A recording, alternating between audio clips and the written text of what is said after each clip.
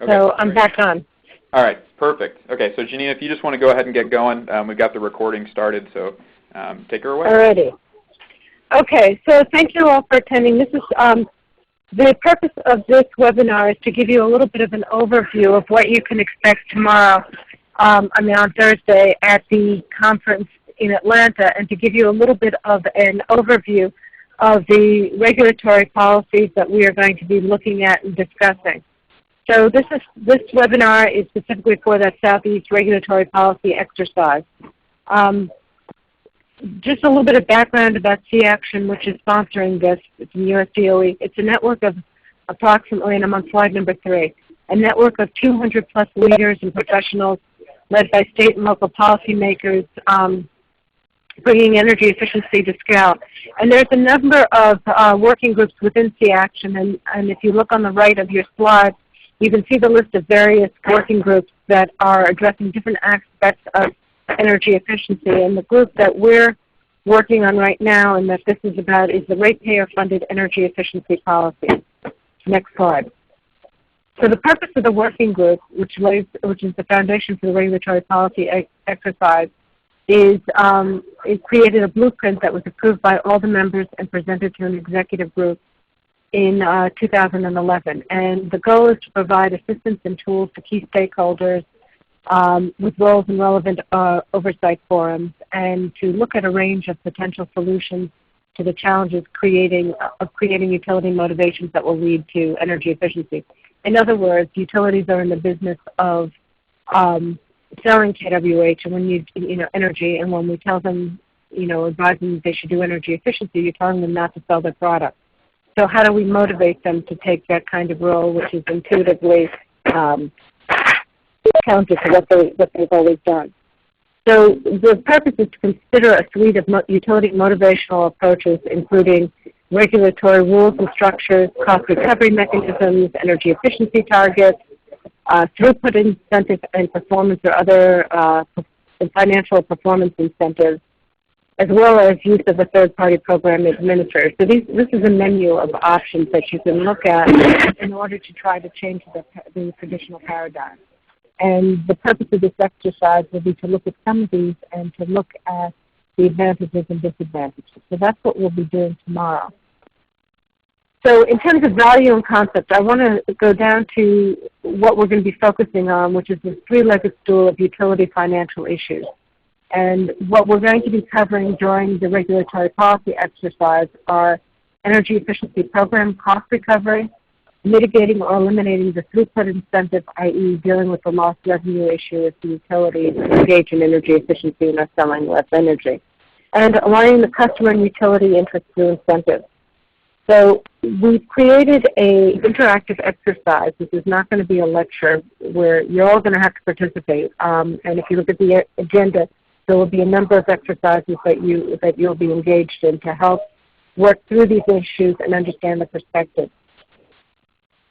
So the focus of the regulatory policy exercise is to empower regulators to have a deliberative discussion of solutions and values that impact their choices. To do this, a framework was created to understand the key economic factors, modeling of a hypothetical mutually appropriate utility. So what we did was we tried to create all of a sudden I'm getting some background. No, sorry, I was getting an echo.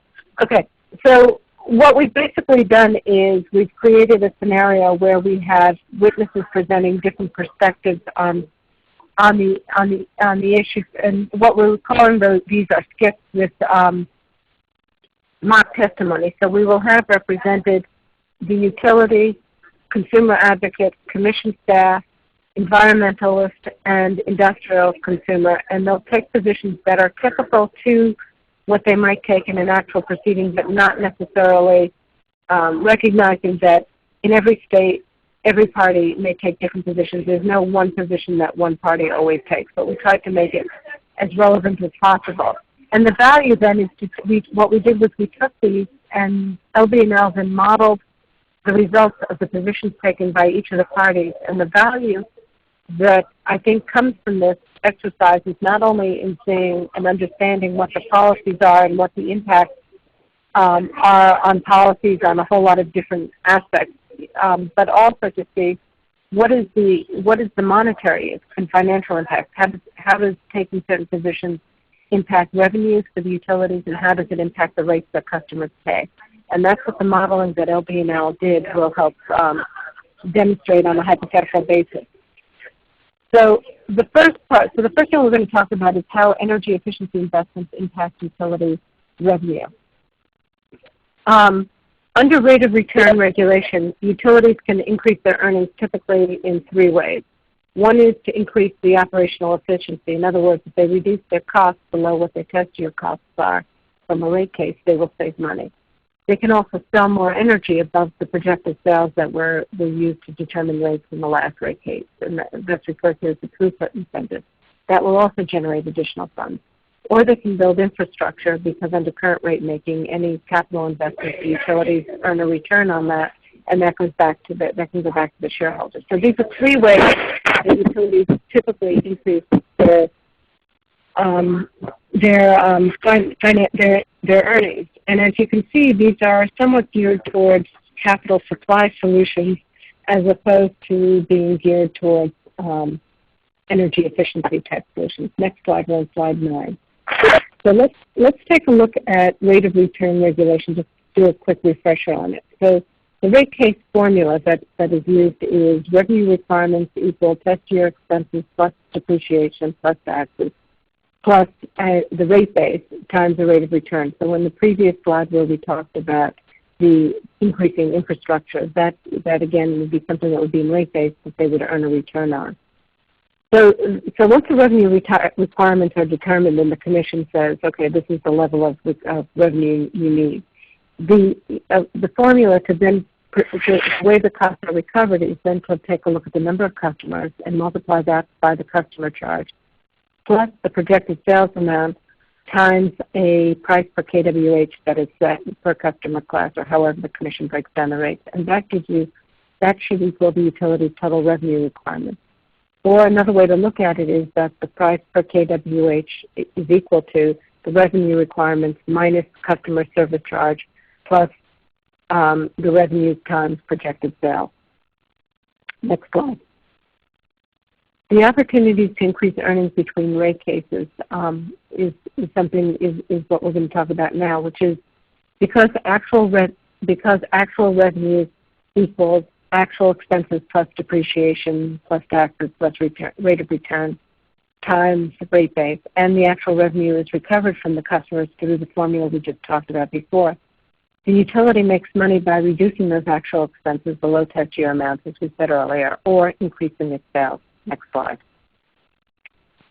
So we're going to take a quick refresher on rate base, and the reason for doing that is because when utilities are considering, if they're looking at their growth in demand and they have to make choices as to what they're going to do because they have a growth in demand and maybe they're going to be retiring capacity or their reserve margins are low, they have a choice between either building additional supply options or doing energy efficiency. And from a shareholder standpoint, building a new power plant is probably preferable from an earnings standpoint because, again, the rate base is, you multiply whatever that plant is times a rate of return, and that gives the utilities an extra earnings, which they don't get from energy efficiency and selling less kWh. And examples of rate base include things like plant and equipment needed to supply electricity and working capital. Next slide. The summary of financial impact on energy efficiency. Programs add expenses. So when you do energy efficiency programs, you're adding expenses also that erode any operational efficiencies that would have increased earnings. So if the utility cuts costs somewhere else and they're adding costs here, that's a concern for them. Successful programs reduce sales. So not only are you eliminating the utility's opportunity to increase revenues between rate cases, but you're placing the utility at risk for recovering its fixed costs, because if they've got less revenue, and again, remember that the sales is multiplied by a specific rate. So if they sell less, they're not getting the revenue. And then the third issue is the return on investment. Unlike a supply side option, there is no return on investment to shareholders from doing energy efficiency, which is viewed as an expense and not a rate-based item. Next slide. So we're going to look at now the regulatory options. With this background, we're going to focus on options to redress the impacts. Next slide. As we stated earlier, there are 3 legs to the stool that we're going to be focusing, and all the SCIFs and the LB&L model will be focusing on these, and that is the program and administrative costs, the loss contributions to fixed costs, incentive payments. So these are your 3 categories. Next slide. When you're looking at these categories and policymakers are making decisions, some criteria that you might want to consider is the policies for supporting energy efficiency, including support for quality results. In other words, making sure that the energy efficiency is cost-effective, least cost, good choices that pass various screening tests, such as the TRC, Total Resource Cost Test, for example. That there's fairness, that there's economic efficiency, and that there's manageability and simplicity in the decisions being made. Next slide. So first we're going to talk about the program and administrative costs. And we're going to start with the premise that only reasonable and prudently incurred utility costs that are the result of an energy efficiency program would be recovered. And I think that's a pretty standard rate-making principle. And the 3 mechanisms that we're going to talk about for recovery are recovered in a rate case, expensed through a rider or a benefit charge, or amortized over a period of years and recovered through a rider. Next slide. The program and administrative costs in recovery in a rate case. You would treat the program expenses for energy efficiency like any other program utility expense. The program expenses determined by those expended and or projected to be expended, it would depend upon, the program expenses would be dependent upon the test year chosen, whether it is actual based upon a historical test year or whether it is projected based upon a future test year, or a combination of the 2 if the test year combines both historical and prospective. And this sets the framework for the amount of cost recovery for each year that those rates are in effect. So if you set the rates with a program budget of a certain amount and those rates stay in effect for 5 years, that would be the amount the utilities would be able to recover. And there are things you could do, for example, like allowing that to be the base in rates and then allowing any increments above what's in rates to be recovered through a rider or not. I mean, these are commission decisions or different perspectives that commissioners can apply if they want the utility to come in more or less frequently for rate cases. Next slide.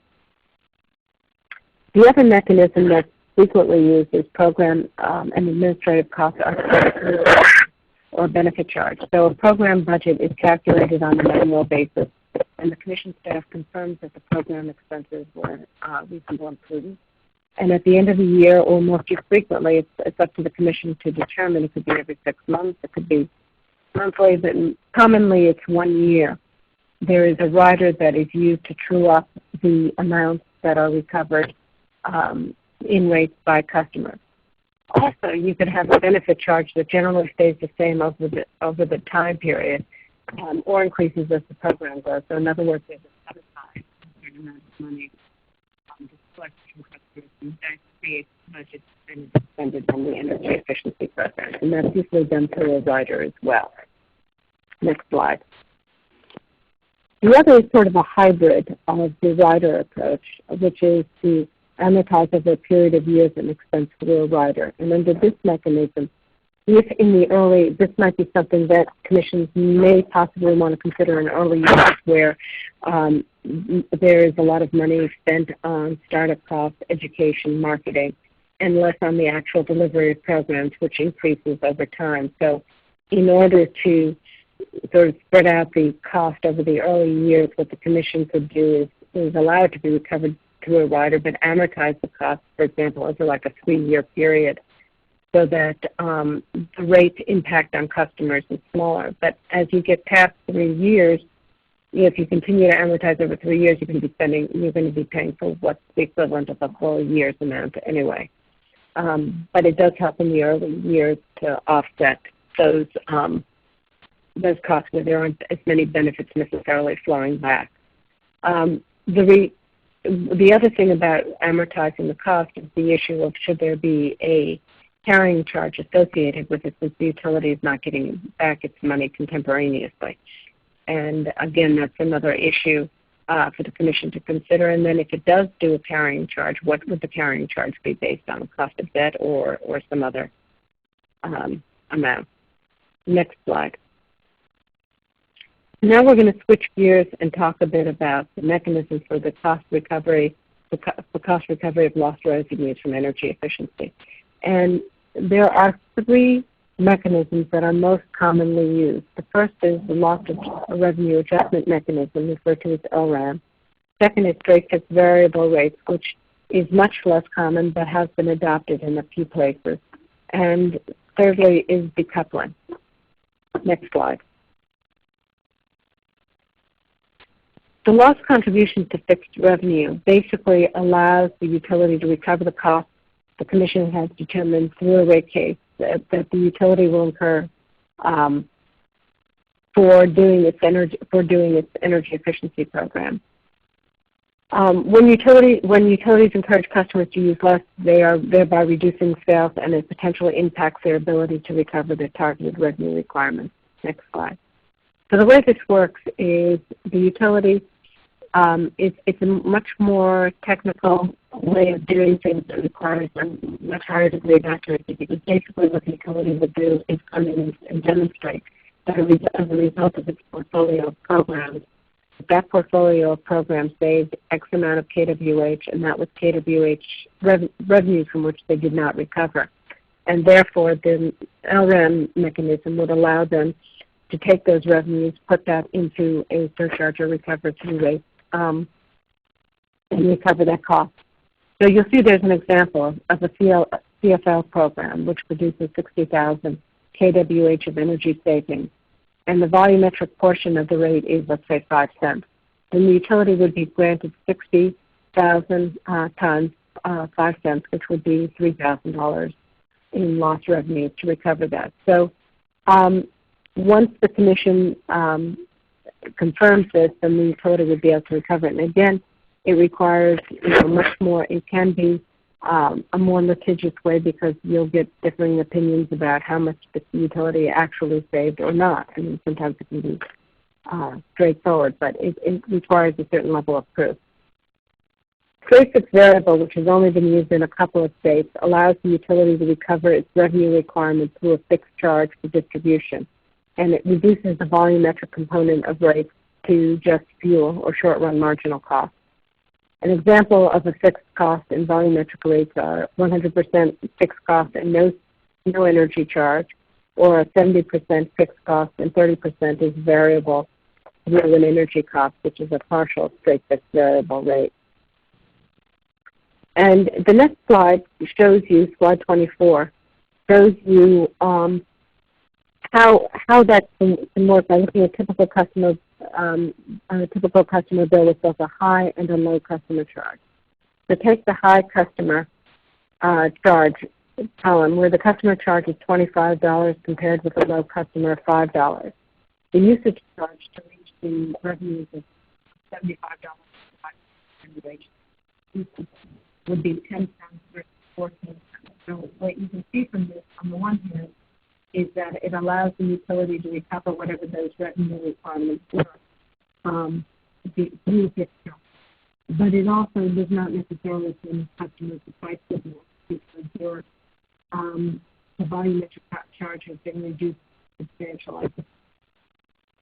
So it's a question of your policy decisions in terms of how you want to handle them. Janine, could you explain that slide again? Your audio dropped off for a brief moment. Okay. If you have a high customer charge and a low usage charge, you're sending less. It does not send the same signals for customers to consider that a low customer charge with a higher usage charge would send. So that's one of the considerations. If your goal is to achieve energy efficiency and conservation, you may want to take a look at whether or not the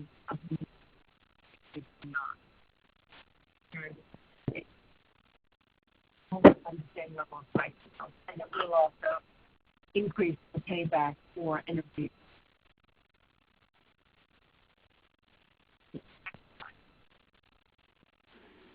Janine, I think we're losing your audio. I don't know if you can get a better connection. Can you hear me now? Yeah. Is that good? It's better? Okay. Okay. Decoupling, and Andy, if I start to lose it again, let me know. Decoupling is designed to address the throughput incentive by breaking the link between utility sales and revenue. So the way it would work is that in a commission proceeding, the commission would determine what the appropriate revenue requirements are for the utility, and that goes back to the formulas that we talked about very early on in this webinar. And what decoupling does is it enables a rate design that addresses objectives for customers or enables no change at all, and does not burden the rate design with challenges of producing adequate revenues. So at the end of an agreed-upon period, the utility's authorized revenue requirements are measured against actual revenue requirements, actual revenues. And so what you're doing here is you can use the same rate design that you have used traditionally with like a low customer charge and a volumetric charge. And you can, at the end of the period, take a look at what is the difference between revenues that the utility was allowed to obtain versus what they actually obtained, and then you have a true-up. The rates are reconciled to allow the utility to recover positive or negative the difference between the revenues authorized and the revenues received. So in this way, it separates the utility, becomes indifferent to the amount of electricity it sells because it knows it's going to get its revenue requirements. Next slide. So here's an illustration of how decoupling could work. You take target revenues of $10 million and test your sales of $100,000, and the price is 10 cents. If, as a result of energy efficiency, the utility sales are 99,500,000, and not the not the 10 million. I think that's wrong. It should be 9 million. I'm sorry, I just noticed there's a typo on this. It should be 9,500,000. The required total price would be a little over 10 cents as opposed to what it was formerly. And so the adjustment turns out to be 0.05 cents per kWh on customers' bills to make up the revenue deficiency. Okay, so I'm going to go to the next slide. For consumers who are concerned about decoupling, there are a lot of consumer protections that can be put in place to address some of the issues that have typically been raised by some consumer advocates. Decoupling, first of all, should only be permitted if the utility is implementing a significant energy efficiency portfolio. It's sort of the quid pro quo, and the reason for the creation of decoupling was to encourage energy efficiency and to remove the disincentive. If there is over-recovery of revenue requirements, then that should get credited back to customers. So you create symmetry in the design. Any under-recovery, customers pay. Any over-recovery, customers have the opportunity to get that money back. Reductions in return on equity to reflect the reduced risk. The thinking behind that is that if the utility is pretty much guaranteed their revenue requirements, then the risk to the utility from a shareholder perspective has been decreased, and so they don't need as high a return on equity. And so that's something that some commissions have considered. A few have adopted to address that issue. And then the other thing is to put a cap on rate increases that are permissible in any given year. So if you're concerned that under decoupling you can have a 5% rate increase or something like that, you can put a cap that says, okay, you're only entitled to no more than 3% if that's where you feel, that's what you feel is the amount that customers can tolerate. But then you might also want to do something that says, if in the following year the utility's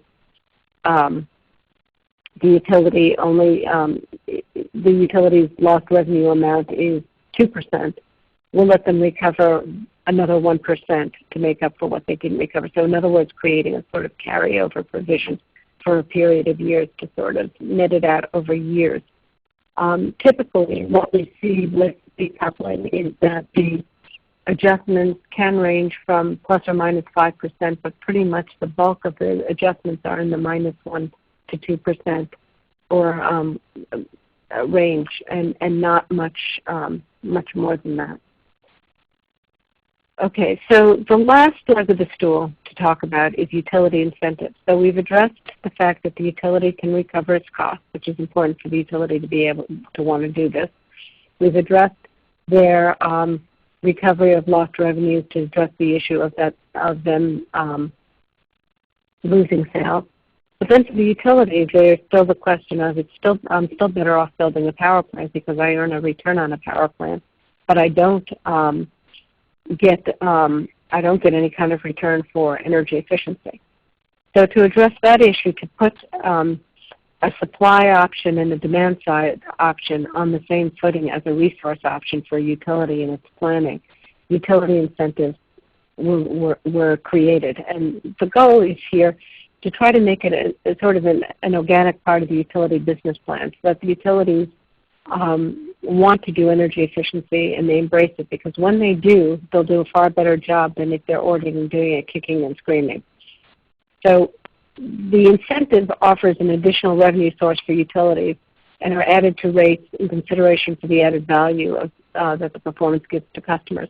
And this, by the way, can be important in the situation where you're dealing with a gas company that, although our focus is more on electric here for this exercise, but a gas company that basically just provides distribution service and purchases all the gas, their profit centers are limited. And we've seen some gas companies engage in energy efficiency because it provides a source of revenues back to the shareholders, and they've become pretty good at what they're doing. And the same could apply for a distribution electric company that's been restructured. Although it's not really prevalent in the Southeast region where we're doing this exercise, but it's just something to keep in mind. So there are various types of incentive mechanisms. The first is no incentive, and that's supported by some consumer groups, residential and or industrials, that are concerned about raising rates. Another mechanism would be the shared net benefits, and under that mechanism, the utility receives a share of the deemed net resource benefit for the life of the measure or some other designated period, which could be something like 3 years typically. The other, next slide, slide 30, program cost bonus. Under this mechanism, a utility receives a share of the annual portfolio's program administrative and measure incentive costs, and this is usually tied to the achievement of a target or goal, which can be a savings goal or a market transformation goal, for example, or it could be other things, but typically it's tied to the portfolio. And then the final one is the bonus return on equity, where a utility receives an additional rate of return on the capitalized investments in energy efficiency, which it brings it comparable to receiving a return for a power plant. Design of incentive mechanisms can vary, and they can be, and I have one here for illustration, but I will say, first of all, that that where you have the incentives start and where they end can be different, and the amount of the incentives can vary. But under this example, we're looking at a case where a utility has an aggressive energy efficiency portfolio. So the regulators in this example want to reward the utility if it achieves 80% of the goal. For anything less than 80%, they get no incentive. If the incentive is set at then the incentive is set at 7.5% for 80 to 99% of the goal, and it is set at 10% for 100 to 114%, and then 15% for exceeding 115% of the goal. A couple of comments about this. First of all, some advocates, get concerned about, or in some commissions may not want to give an incentive for less than 100% recovery. And so you can recalibrate what you do to start and say no incentive for less than 100% compliance. You don't have to do it at the 80%. The other thing is you might want to set a cap on how high the goal can go, because the incentive in this example for exceeding 115%, you may want to say, well, 15% is the cap for 115% or 150% of goal. You're going to still get 15% in order to protect the amount that customers pay. Again, that's a policy decision, or unless you really want to incent the utilities and keep it graduating. But one thing I would note about what we've done here with this example is the percentage of the incentive goes up as the utilities' efforts in energy efficiency go up, so that there is an increasing goal for the utility to do more than what it's required to do. And that's sort of what we want to do, is get the utilities enthusiastic about doing this because it makes sense and because it's beneficial for them. Next slide. So for this regulatory policy exercise, as I indicated earlier, we have the 5 parties: the utility, staff, consumer counsel, environmental advocate, industrial customer, and state regulatory staff. So we're going to have 5 players who have provided pre-file testimony that you should all have and have an opportunity to read prior to Thursday's meeting. And in their testimony, you'll see the positions that each one of them takes. If you go across, for example, to the utility staff, they're going to recommend that program cost recovery be expensed, that the lost revenue adjustment mechanism be the LRAM method with 6 years for recovery, and their incentive mechanism is going to be 10% of program costs. And each party takes, so through this chart, you'll see that all the positions that I've just talked about are represented here. And what we're going to do on Thursday is have each witness give a summary. So if you haven't had a chance to read all of the testimony, so I would strongly encourage you to do that. As a refresher, they'll provide a brief summary of their testimony, and then we'll open it up to questions. And this is designed to be participatory, so any one of you can ask any questions you would like of the witness. They could be clarifying questions, they could be educational questions, or they can be challenging questions. If you think that one of the parties has taken a position that you just absolutely can't agree with, and you think is wrong, you can challenge them and ask questions to try to elicit more information, to make them back up that position or not. So it's really up to you, and we're hoping that you'll all, jump in with questions and make this a robust, good discussion. What you'll also find in this testimony that I think is going to be very useful is the witnesses talk about each of these issues from a policy standpoint, from the perspective of the party they're taking, as to why they think that's the right way to go. But then also, the witnesses have had access to the results of the LBNL modeling analysis, and then incorporated the results of that modeling analysis into their testimony to talk about what are the rate impacts, what are the revenue impacts, to further enrich this discussion. Next slide, the slide after questions. I just want to put out a few important caveats, and then we can open it up for questions.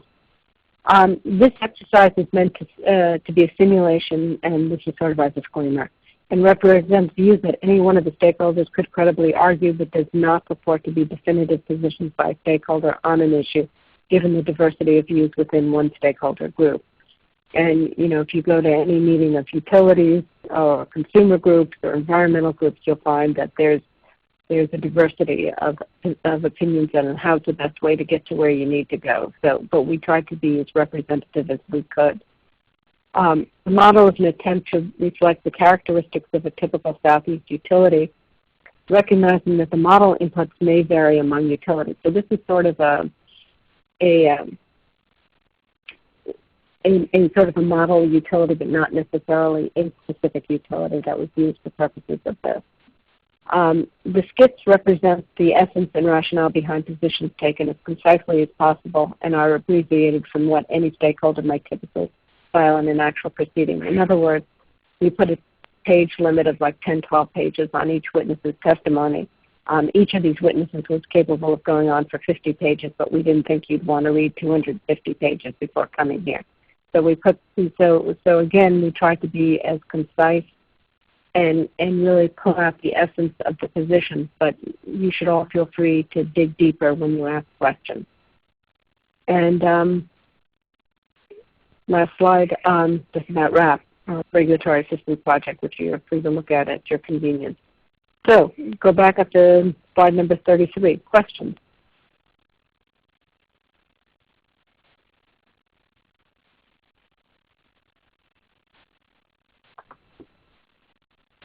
Let me ask you a question.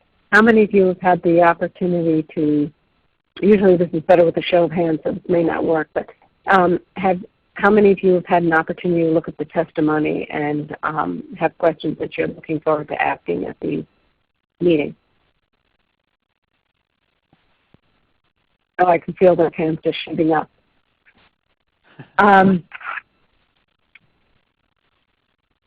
Well, I will say this, that if during the course of the day, if people have questions or different concerns about areas that were presented in this webinar or that are not addressed by the witnesses, which you can feel free to track me down anytime during the meeting to discuss anything that I can help you with.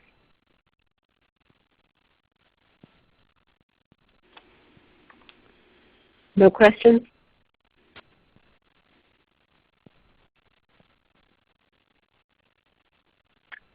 Well then, I guess I would thank you all for your time, and I look forward to seeing you all on Thursday morning. We'll be beginning bright and early, and we'll be starting off with going through issues, going through the modeling with a workshop, and then going into the skits.